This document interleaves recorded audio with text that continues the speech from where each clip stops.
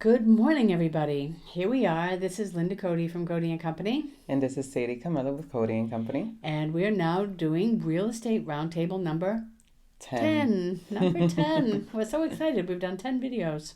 So, Yay. a couple of challenges ago, a couple of email videos ago, we did the the four F's of real estate. So the last time was number 9, which was finding. So this time number 10 is about fixing.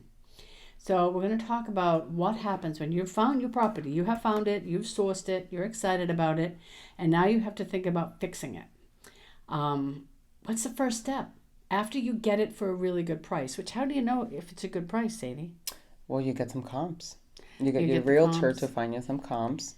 And you don't want to overpay. No. Right in the beginning, you do not want to get caught up and you don't want to overpay for the property. So you really need to know what it will sell for when it's done, Yes. right? So tell me about fixing. Sadie has done a lot of these. This seems to have been one of her specialties since she's been in the business for a few years now. And Yes, she does a great job with it. She's got some good investors that she works with. I do. So what's the top 3 tips that you could give right now? The top 3 tips, I would say budget and Setting a budget? setting a budget, knowing what you're going to pay for each thing, and getting a few prices from some subcontractors or contractors. You get a few prices so they can give you a good competitive price. The other thing is planning on the neighborhood. What type of neighborhood do you have? Who do you want to sell to? Is it Oh, going to who's be your buyer going to be? Who's your buyer going to be? Is it going to be an owner occupant, or is it going to be a multifamily where probably the first floor will be an owner occupant, but then the other floors will be tenants? You don't want to Over improve. over improve. Over I improve for get the stuck. neighborhood. No, Yes, but over improve. it's easy to Yes. do that. You can get Mm-hmm. carried away. Yes. I can remember doing a class once just explaining to people you're fixing it to sell. You're not fixing it to live in. Yeah. So just because you want Carrera marble that costs like $100 a square foot, that's not what you would put in a flip house. Yeah. You would just put nice quartz. Yeah. Or a chandelier.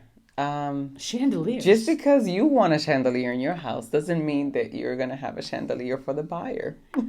Some people think that, like on a light fixture, that's not always the most important thing. It is good to have a good, a decent looking light fixture, but don't over improve on it. You're not going to live in it. Unless it's $1 million property, Wow. and on the coast of California, like we see on HGTV. This is not HGTV. No, it's not. No, not even close. All right, so we're setting a budget. We're planning, understanding who our buyer is going to be, understanding what they would want. What about timing? Timing is crucial. It is definitely crucial. You want to have enough time where you need to put it back on the market so you can get your price worth, so you can get what you assessed it for. So getting it done in a timely manner and having everything set, it will be crucial to what you're gonna get, what the profits is gonna be. Time is money, and I just know that if you buy a property now and you don't get it on the market until next spring, we don't know what next spring's market is going to be. No. So all your numbers could go right out the window. Something could happen. So you need to really know how you can get this done. I love to say 90 days at the outset. Yeah. 60 is even better if you can do it. Do you need to pull permits? Yes, you do. Pull permits. Do not have a plumber that's a handyman and do some work and then try to say that you pulled a permit for it, because if you have an inspector go and they see it and they're like, oh, so did you pull a permit for this?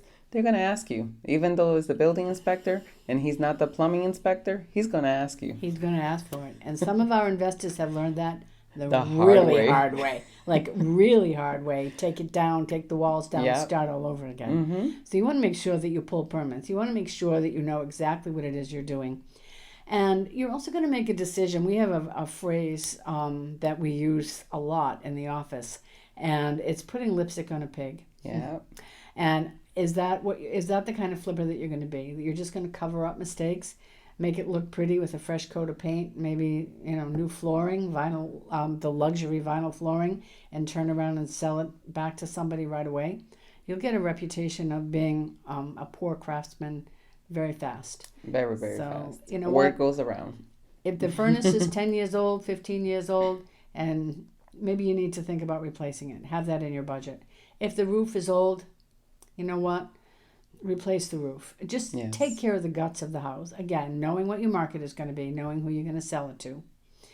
And if it's a multifamily and it was built prior to 1978, what are you going to do? If it was built, that's the de-leading. Yeah, That's you're where the gonna de-leading comes de-lead. in. Yes, You're you gonna de-lead. de-lead.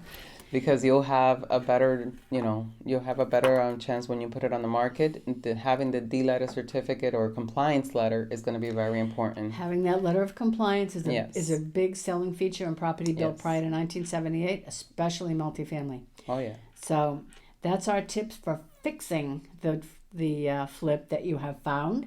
Stay tuned for Real Estate Roundtable 11, where we'll talk about funding it. And we're really excited to have you join us today. So this is Linda. And this is Sadie. And what are they going to do if they need information? If you need information, you can contact us at our phone number, 978-686-1954, or CodyCo.com. CodyCo.com. Just call or actually respond to the video. We will answer you. You'll send us a message and we'll respond. Thank you so much. Thank Have you. an awesome day. Look forward to hearing from you.